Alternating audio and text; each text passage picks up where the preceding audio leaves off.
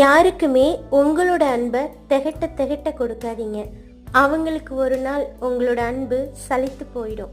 உங்கள் அன்பை அவங்க காலுக்கு கீழே போட்டு மிதிச்சிட்டு போயிடுவாங்க. அன்பு விலை மதிப்பில்லாததுன்னு அன்பு கிடைக்காதவங்களுக்கு மட்டும்தான் தெரியும்.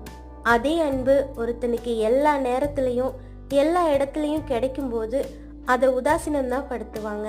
அதனால உங்கள் அன்பு விலை மதிப்பில்லாதது. அதை உங்களுக்கு உண்மையாக இருக்கவங்க கிட்ட மட்டும் கொடுங்க.